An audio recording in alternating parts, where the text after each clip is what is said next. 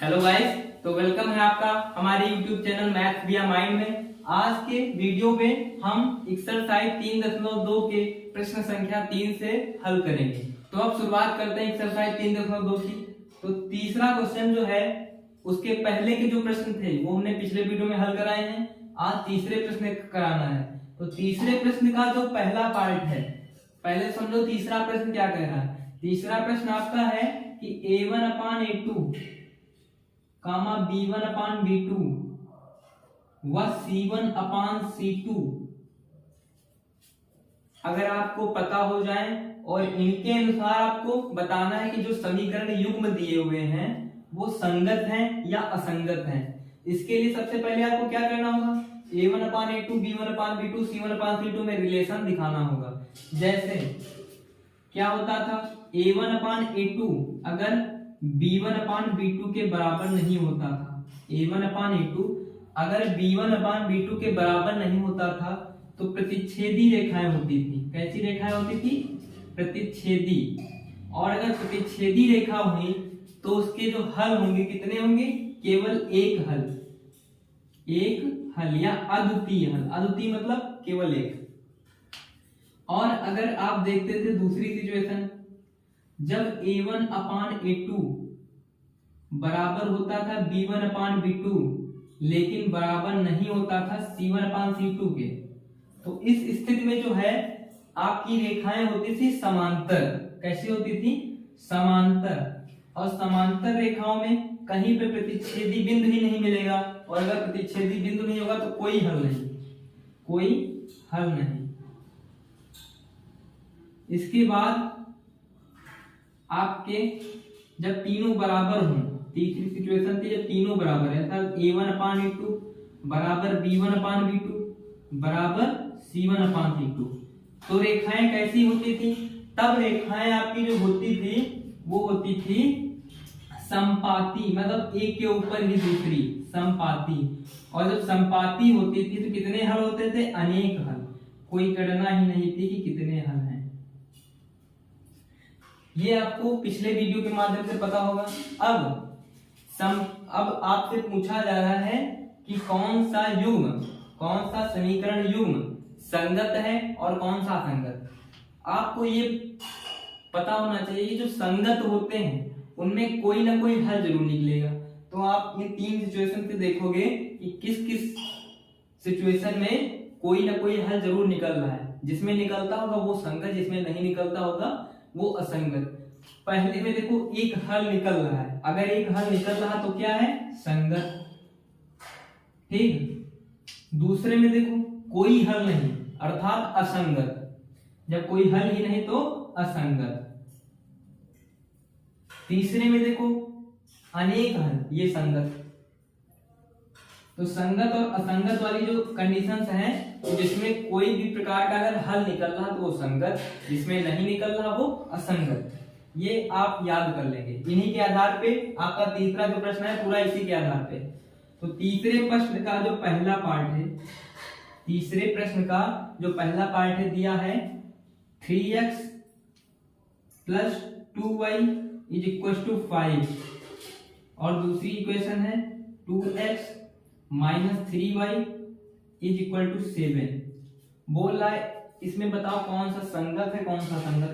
देखो a1/a2, पहले a1 और सबके मान बताओ। a1 है 3, b1 कितना है 2 और c1 कितना है 5। उधर लिखा है, इसको इधर लिखेंगे तो हो जाएगा -5। a2 इसी तरह अगर निकाला जाए तो हो जाएगा 2, b2 कितना हो जाएगा -3 और c2 कितना हो जाएगा 7। इधर लिखेंगे तो हो जाएगा -7। अब अगर a1/a2 निकालें, a1/a2 तो कितना हो जाएगा 3/2। और अगर b1/b2 निकालें तो कितना हो जाएगा 2/-3, यानी कि -2/3। यहां से आपको सीधे सीधे दिख रहा है कि a1/a2 is not equal to b1/b2। और अगर a1/a2 जो है b1/b2 के बराबर नहीं होता है तो क्या होता है? प्रतिच्छेदी रेखा होती है। और प्रतिच्छेदी रेखा का मतलब एक हल होगा उनका। और जब एक हल होगा तो ये रेखाएं क्या होंगी, संगत। आशा करता हूं आपको समझ में आया होगा। इसी प्रकार दूसरा पार्ट अब देखते हैं। दूसरा पार्ट दिया हुआ है 2x - 3y = 8 और 4x - 6y = 9। यहां से अगर a1 निकालें तो a1 कितना है, दिख रहा होगा 2, b1 कितना है y के आगे वाला -3 और c1 कितना है। अगर बराबर के उधर दोनों लिखे हो तो कोई प्रॉब्लम नहीं, तो उधर 8 है तो c1 को 8 ही मान लो, कोई प्रॉब्लम नहीं। अगर ये भी बराबर में उधर ही है, माइनस कट जाएगा। अगर a2 निकालें तो हो जाएगा 4, b2 निकालें तो हो जाएगा -6 और c2 निकालें तो हो जाएगा 9। अब क्या करना है आपको, a1/a2, b1/b2, c1/c2 निकालना। तो a1/a2 कितना है, देखो 2/4 और 2/4 का मतलब 1/2। इसी तरह अगर b1/b2 निकाले, b1/b2 तो कितना है -3/-6, माइनस माइनस कटा, 3 एकम 3, 3 दूनी 6, 1/2 इसकी भी वैल्यू आई। इसी तरह अगर c1/c2 की वैल्यू निकालें तो है 8/9। यहां से आपको तीनों से दिख रहा होगा कि जो a1/a2 है वो b1/b2 के बराबर है। क्यों, क्योंकि 1/2 1/2, लेकिन c1/c2 के बराबर नहीं है। क्या है, a1/a2 है वो b1/b2 के तो बराबर है, लेकिन c1/c2 के बराबर नहीं है। और जब c1/c2 के बराबर नहीं है और आपस में बराबर है तो ये रेखाएं क्या होती हैं, समांतर रेखाएं। समांतर रेखाएं, और समांतर रेखाओं का कोई हल नहीं होता है। क्योंकि कोई हल नहीं होता इसलिए असंगत है ये। क्या है, असंगत। इसी प्रकार इसका थर्ड पार्ट है,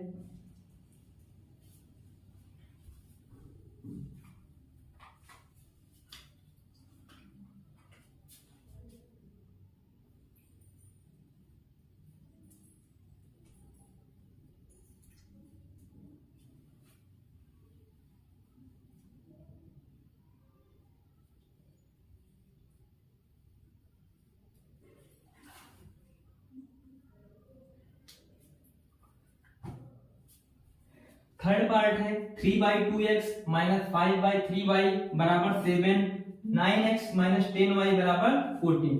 यहां से सबसे पहले तो आपको क्या करना होगा, a1 a2 b1 b2 c1 c2 की वैल्यू निकालो। a1 कितना है 3/2, b1 कितना है -5/3 और c1 कितना है 7। दोनों बराबर के उधर लिखे तो माइनस प्लस लेने की जरूरत नहीं, डायरेक्ट लिख दो 7। a2 कितना है 9, b2 कितना है -10 और c2 कितना है 14।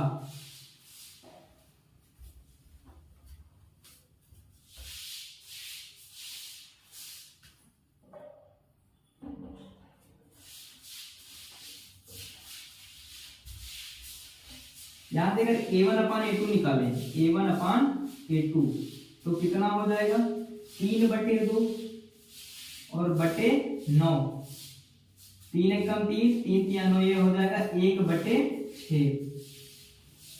इसी तरह अगर b1/b2 निकाले, b1/b2 तो कितना हो जाएगा -5/3/-10। ये माइनस माइनस कटा, 5 एकम 5, 5 दूनी 10, कितना आया 1/6। अब c1/c2 निकालें, c1/c2 तो कितना हो जाएगा 7/14 और 7/14 का मतलब 1/2।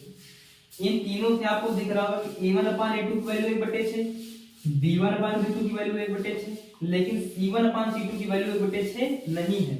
इसलिए क्या कहेंगे कि a1/a2 बराबर b1/b2 is not equal to c1/c2। और इस कंडीशन में क्या होता है, रेखाएं समांतर होती हैं। समांतर होती था कोई हल नहीं, और कोई हल नहीं तो असंगत। असंगत। इसी तरह इसका चौथा पार्ट दिया हुआ है 5x - 3y = 11 -10x + 6y = -22। सबसे पहले आपको क्या करना है, a1 a2 b1 b2 c1 c2 की वैल्यू निकालो। a1 कितना है 5, B1 कितना है -3, C1 कितना है 11, इसी तरह A2 कितना है -10, B2 कितना है 6 और C2 कितना है -22। अब क्या करना है आपको, A1 upon A2, B1 upon B2, C1 अपान C2 निकालो। तो A1 अपान A2 कितना हो जाएगा, A1 की वैल्यू है 5 और A2 की वैल्यू -10, 5 एकम 5, 5 दूनी 10, ये हो जाएगा -1/2। इसी तरह B1 अपान B2 कितना हो जाएगा, ये हो जाएगा -3/6, सॉरी 3 एकम 3, 3 दूनी 6 आ जाएगा -1/2। इसी तरह C1 अपान C2 क्या होगा, 11/-22, 11 एकम 11, 11 दूना 22, कितना आ जाएगा -1/2। यहां से आपको तीनों से दिख रहा होगा A1 अपान A2 बराबर B1 अपान B2 बराबर C1 अपान कितना है -1/2। तो A1 अपान A2 बराबर B1 अपान B2 बराबर C1 अपान C2। और जब तीनों बराबर होते हैं, तो संपाती रेखाएं होती हैं, संपाती रेखाएं। और जब रेखाएं संपाती होती हैं तो अनेक हल होते हैं, और जब हल होते हैं तो युग्म जो होता है वो संगत होता है, संगत युग्म। ठीक, इसी प्रकार इसका 5वां पार्ट है,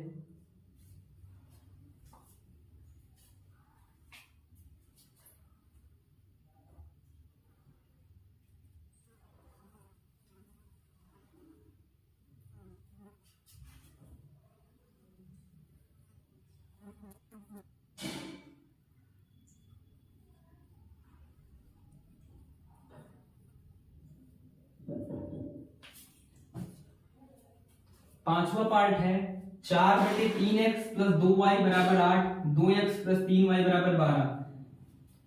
सबसे पहले क्या करेंगे, A1 की वैल्यू कितनी है 4/3, B1 की वैल्यू कितनी है 2, C1 की वैल्यू कितनी है 8, A2 की वैल्यू कितनी है 2, B2 की वैल्यू कितनी है 3 और C2 की वैल्यू कितनी है 12। अब क्या करेंगे, अब A1 अपान A2 कितना है 4/3 और बट्टे वाला 2 गुणे में आ जाएगा, 2 एकम 2, 2 दूनी 4, कितना आया 2/3, कॉमा B1 अपान B2 निकालो, कितना हो जाएगा 2/3। अब C1 अपान C2 निकालो, 8/12, 4 दूनी 8, 4 तिया 12, इसकी भी वैल्यू कितनी आई 2/3। तीनों आपस में बराबर हैं, A1 अपान A2 बराबर B1 अपान B2 बराबर C1 अपान C2। जब तीनों बराबर होते हैं तो संपाती रेखाएं होती हैं, और संपाती रेखाएं होती हैं तो संगत हल होते हैं, संगत। इस प्रकार हमने प्रश्न संख्या 3 के सारे पार्ट्स को हल कर लिया।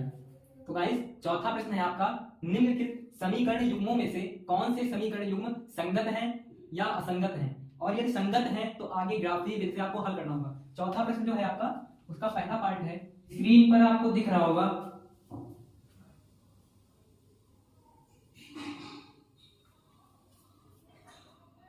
x + y = 5,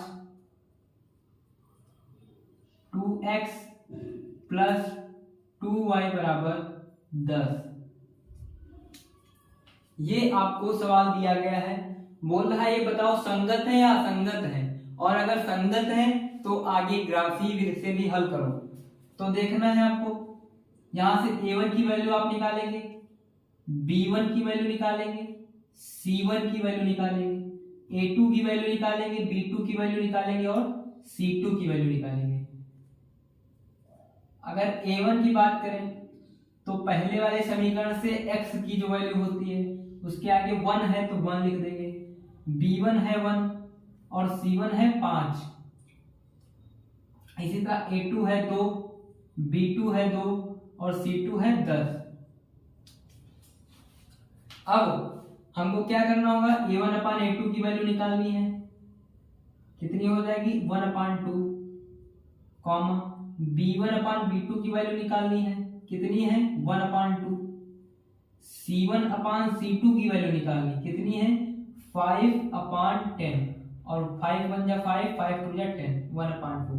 यहां से आपको देखने को मिल रहा है कि a1/a2 बराबर है b1/b2 के, बराबर है c1/c2 के, और है कितना 1/2।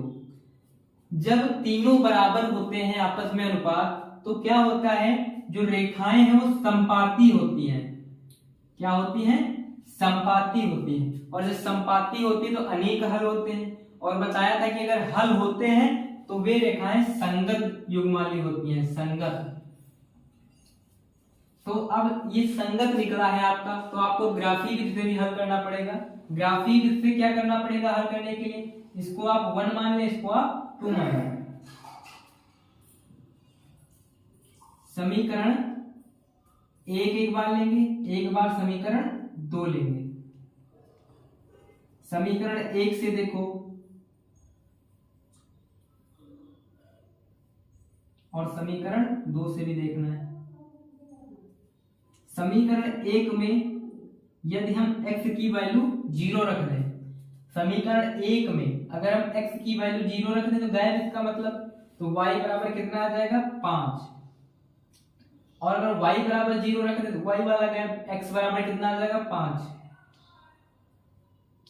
इसी तरह दूसरे समीकरण में यदि हम x की वैल्यू 0 रखें, दूसरे समीकरण में यदि x की वैल्यू 0 रखें तो y की वैल्यू 2y बराबर 10, y बराबर 10/2 मींस 5। इसी तरह अगर y की वैल्यू 0 रखें तो 2x बराबर 10, तो x बराबर 10/2, और 10/2 का मतलब 5। यहां से बिंदु मिला 0,5 और 5,0, और यहां से क्या मिला 0,5 और 5,0।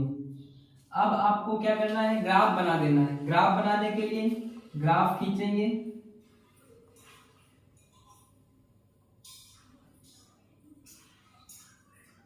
एक 2 3 4 5, 1 2 3 4 5, बराबर बराबर भी बनाना है। ग्राफ कॉपी पे एकदम सही से बनाना है।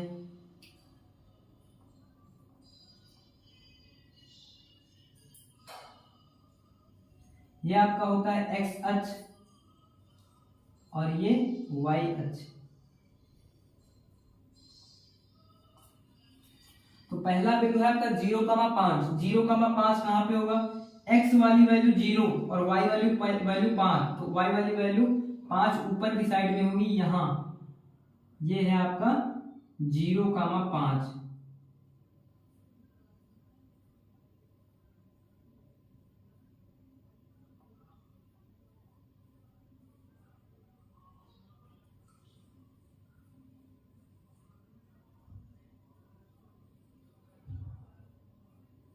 इसी तरह दूसरा बिंदु है आपका 5,0।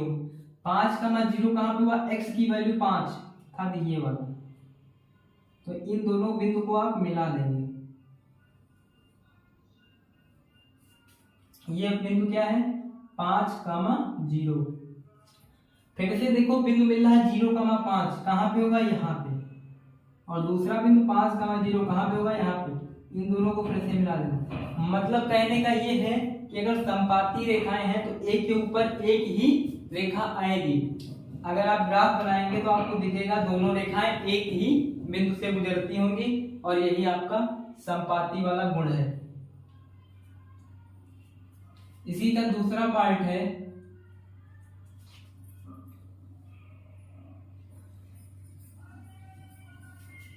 x माइनस वाई बराबर 8, 3x माइनस 3y बराबर 16।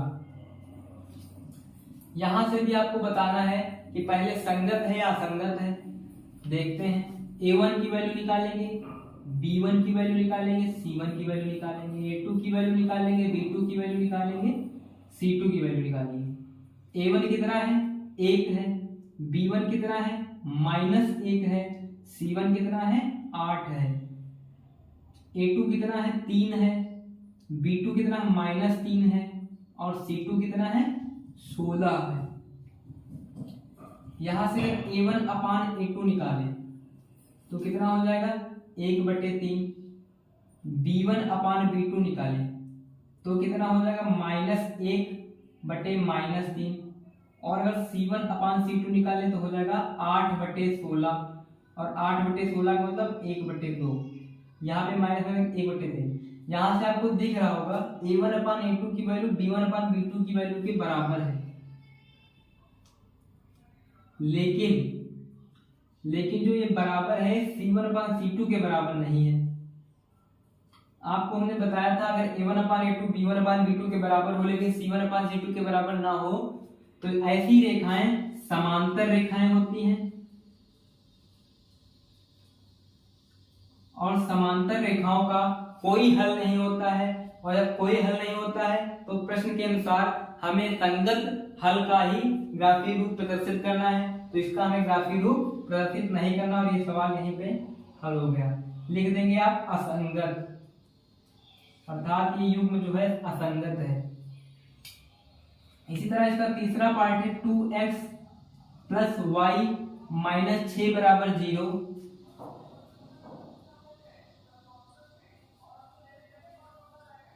और 4x माइनस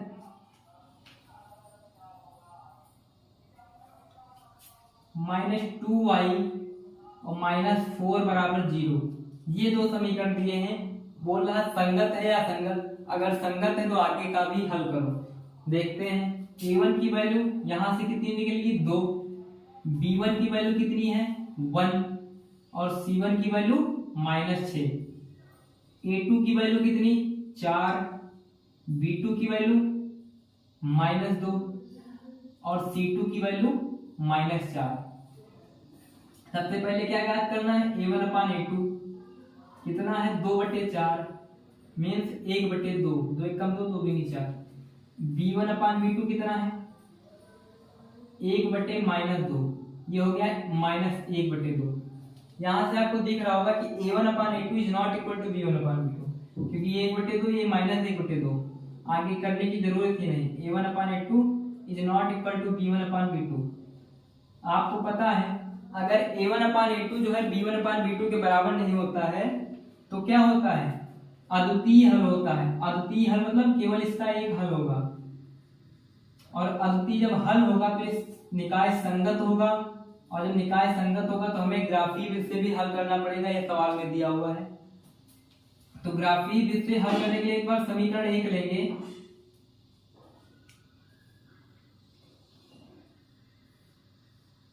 समीकरण 1 में एक बार x की वैल्यू 0 रखेंगे। जब x की वैल्यू 0 रखी तो y -6 बराबर 0, तो -6 उधर भेजेंगे +6 हो जाएगा y बराबर 6। इसी तरह जब y की वैल्यू 0 रखी तो 2x -6 बराबर 0, 2x ये -6 उधर भेजेंगे प्लस का हो जाएगा 2x बराबर 6, x बराबर 6/2 मतलब 3। यहां से दो बिंदु मिले कौन कौन से 0, 6 और 3, 0। इसी तरह समीकरण 2 लेंगे। समीकरण 2 में यदि हम एक बार x की वैल्यू 0 रखें, अगर 0 रखें तो -2y -4 बराबर 0, -2y 4 उधर भेज के प्लस का हो जाएगा बराबर 4, तो y बराबर 4/-2 मतलब -2। इसी तरह अगर y को 0 रखें तो 4x -4 बराबर 0, 4x ये -4 हो जाएगा प्लस का, तो x बराबर 1 आ जाएगा। यहां से बिंदु मिले 0, -2 और 1, 0। अब आपको ग्राफ बनाना है। ग्राफ बनाने के लिए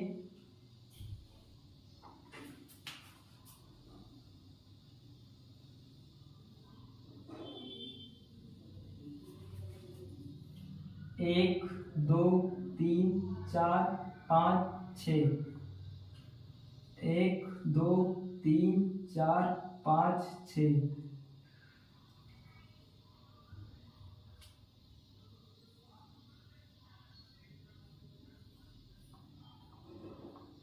ये है आपका एक्स अक्ष, ये है आपका वाई अक्ष।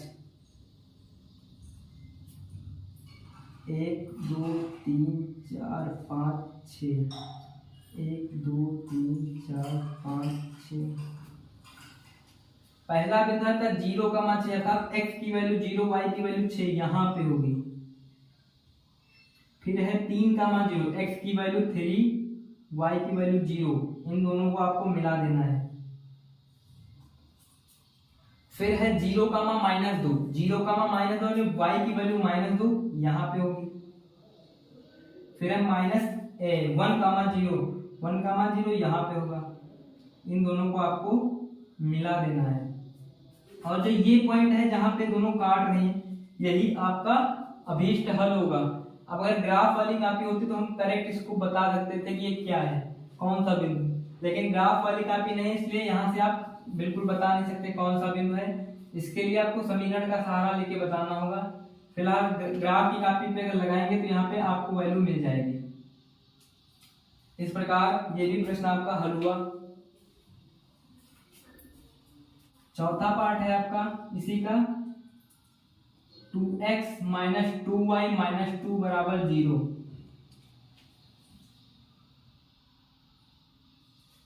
फिर 4x - 4y - 5 = 0।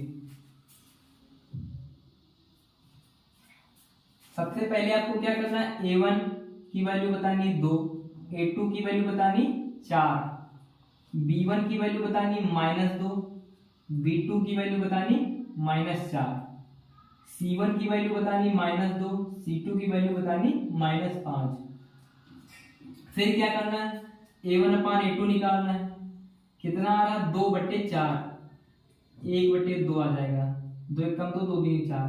इसी तरह b1/b2 की वैल्यू निकालनी, कितना है, -2/4, माइनस माइनस कटा, 2 1 2, 2 2 4, 1/2 ये भी आया।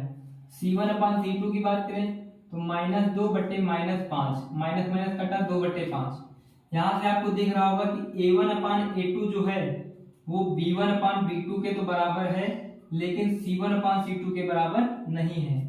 और ये कंडीशन आपको पता है, जब ऐसी होती है तो समांतर रेखाएं होती हैं, अर्थात अनेक अनंत हल होते ही नहीं है। समांतर रेखाओं का कोई हल नहीं, और जब कोई हल नहीं तो किस प्रकार का है युग्म, असंगत।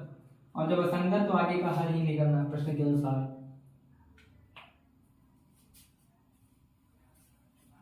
इसी का 5वां प्रश्न है, आपको स्क्रीन पर दिख रहा होगा।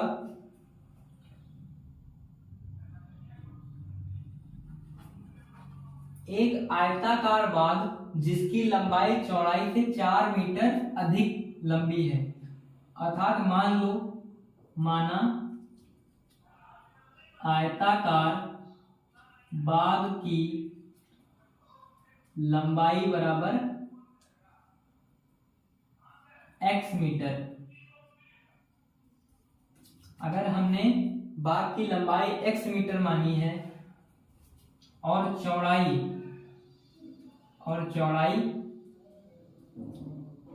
y मीटर मान ले, तो कह रहा है जो लंबाई है अर्थात x, वो चौड़ाई से अर्थात y से 4 मीटर अधिक लंबा है। इस प्रकार हम इस समीकरण को लिख सकते हैं।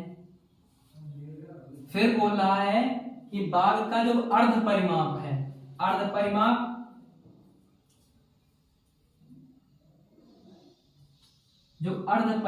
है, वो है 36 मीटर। कितना है, 36 मीटर। तो आपको विमाएं बतानी है, विमाएं मतलब लंबाई और चौड़ाई। अर्ध परिमाप दिया है, आपको पता है अर्ध परिमाप क्या होता है, पूरा जो आयत का परिमाप होता है 2 गुणे लंबाई प्लस चौड़ाई होता है, लंबाई प्लस चौड़ाई। तो अगर अर्ध परिमाप की बात करें तो इसको 2 से भाग कर दें, पूरा परिमाप है। और अर्ध परिमाप की बात करें तो 2 से भाग कर दें, 2 तो कैंसिल, फिर लंबाई प्लस चौड़ाई आ जाएगा, केवल क्या आ जाएगा, लंबाई प्लस चौड़ाई। तो लंबाई प्लस चौड़ाई की जो वैल्यू है वो दी गई है 36 मीटर। लंबाई को आपने माना x और चौड़ाई को माना y, तो x + y बराबर है 36 मीटर। तो ये दो इक्वेशन मिल गई आपको, ये वाली और ये वाली। यहां से अगर x की वैल्यू इसमें रख दें तो आराम से y की वैल्यू निकल आएगी, y की वैल्यू निकल आएगी तो x आराम से निकल आएगा। तो लिखोगे समीकरण 1 से x की वैल्यू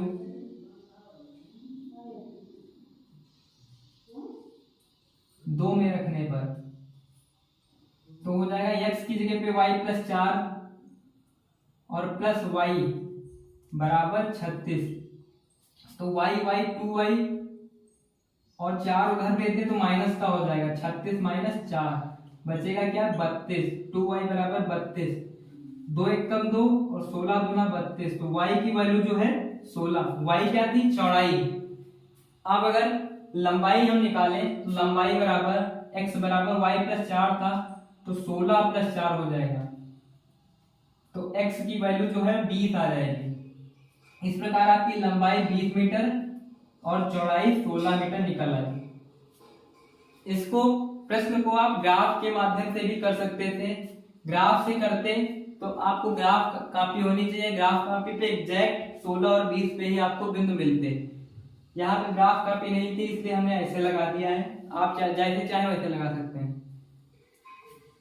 इसी का छठा पार्ट क्वेश्चन है कि एक रैखिक समीकरण युक्त 2x प्लस 3y माइनस 8 बराबर 0, इसके आपको तीन ऐसे पार्ट बनाने हैं, तीन इसके संगत ऐसे तीन समीकरण बनाने इसके हिसाब से कि पहले नंबर पे प्रतिच्छेदी रेखाएं प्राप्त हों, उस समीकरण के माध्यम से इसकी प्रतिच्छेदी रेखा प्राप्त हो।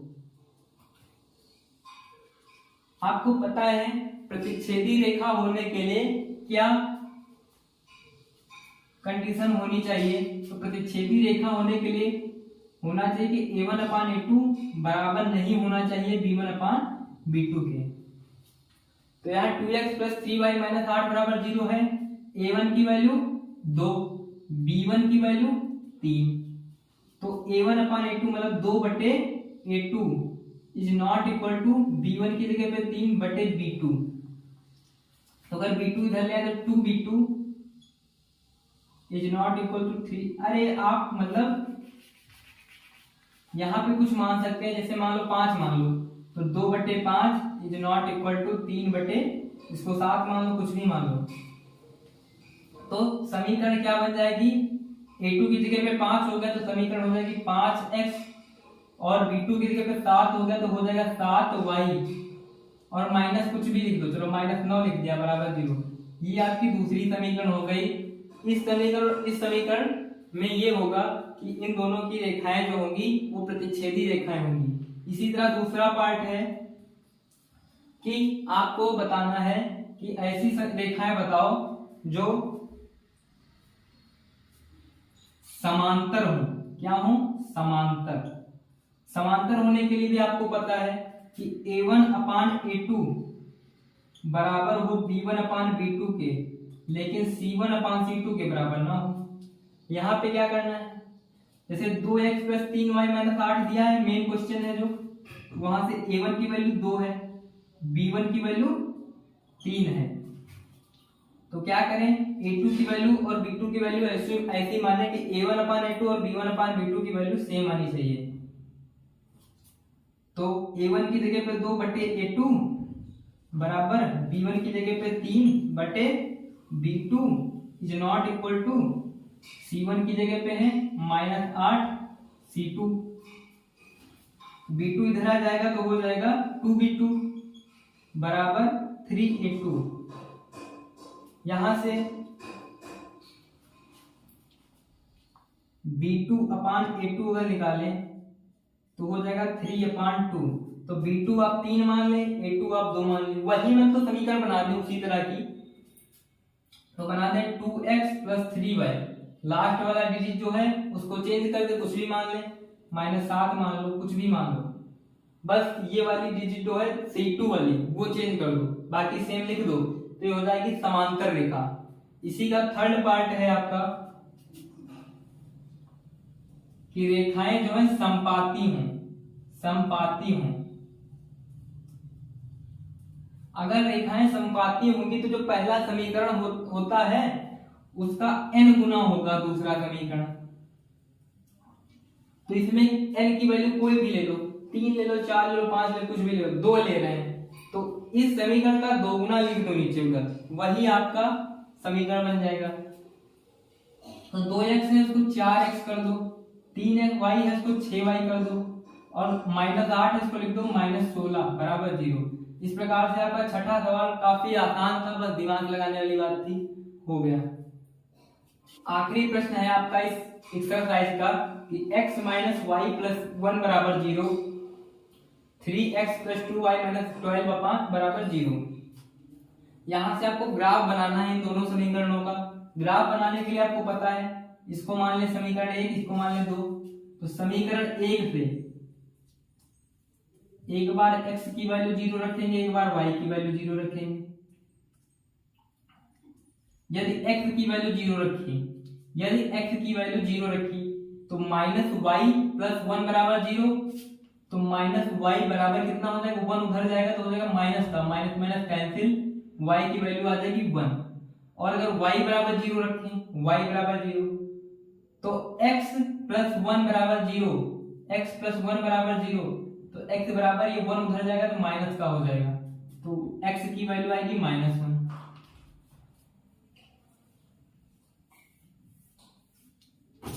इसी तरह अगर समीकरण 2 लें तो एक बार x की वैल्यू 0 रखेंगे, एक बार y की। यदि x 0 रखे, समीकरण 2 में x 0 रखे तो 2y - 12 बराबर 0, तो 2y बराबर हो जाएगा 12। क्यों? क्योंकि ये माइनस का 12 उधर जाएगा, प्लस का हो जाएगा, 2 1 कम 2, 2 6 12, y बराबर 6 आ जाएगा। इसी तरह अगर y की वैल्यू 0 रखें, y की वैल्यू 0 रखें तो 3x - 12 बराबर 0, तो 3x हो जाएगा बराबर 12 की, ये 12 उधर जाएगा, प्लस का हो जाएगा, 3 1 कम 3, 3 चौको 12, x की वैल्यू आ जाएगी 4।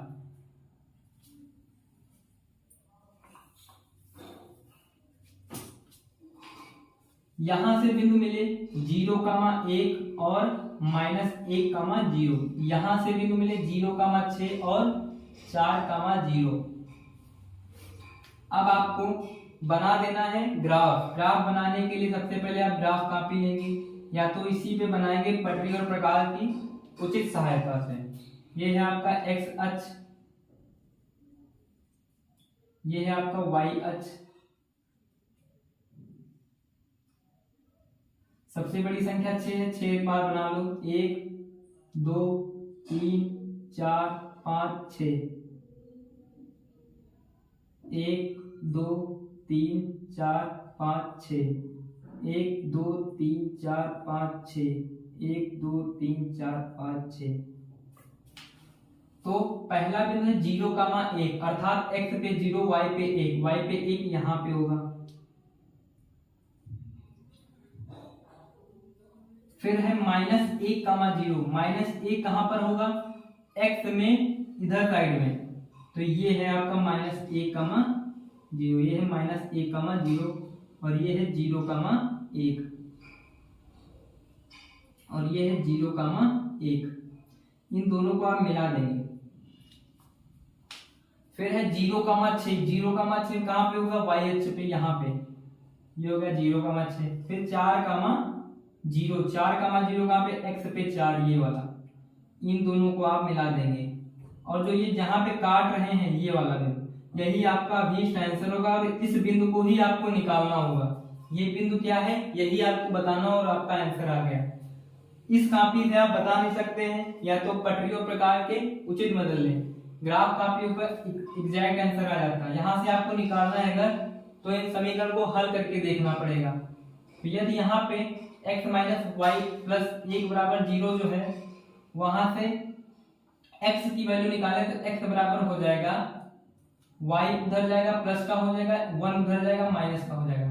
ये वैल्यू इसमें रख दो, तो 3 गुणे x की जगह पे y - 1 + 2y और -12 बराबर 0। 3 की गुणा इस पे होगी तो 3y, -3 की गुणा इस पे होगा तो -3 प्लस 2y और -12 जो है उधर भेज देंगे तो +12 हो जाएगा। 3 भी उधर अगर भेज देंगे तो ये प्लस का 3 उधर चला जाएगा, 3y प्लस 2y हो जाएगा 5y बराबर 12 3 15, 5 1 5 5 3 15, y की वैल्यू 3 निकली, y की वैल्यू इसमें रख दोगे तो x बराबर हो जाएगा 3 माइनस 1 बराबर 2। तो ये जो बिंदु है आपका होगा 2, 3। पहले x की वैल्यू फिर y की वैल्यू लिखी जाती है, तो 2, 3 आ जाएगा। यही आपको ग्राफ कॉपी पे एग्जैक्ट मिलना चाहिए, 2, 3 बिंदु, तब आपका सवाल सही होगा।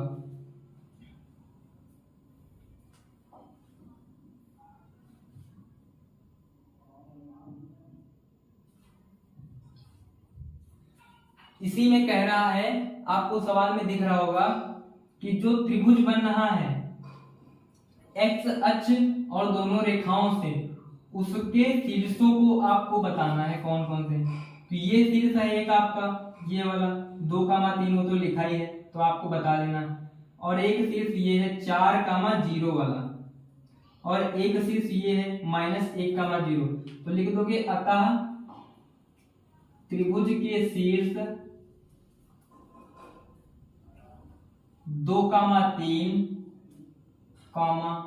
4, 0 व -1, 0 हैं। और कह रहा है जो त्रिभुज है उसको छायांकित कीजिए, छायांकित मतलब सेटिंग कर दीजिए। ये हो गया आपका छायांकित भाग, और यही आपका त्रिभुज। इस प्रकार आपकी एक्सरसाइज 3.2 पूरी हल हो गई है। यदि आपको समझ में आया हो तो वीडियो को लाइक करें, चैनल को सब्सक्राइब करें। मैं इसी तरह के वीडियो आपके लिए लाता रहूंगा। धन्यवाद।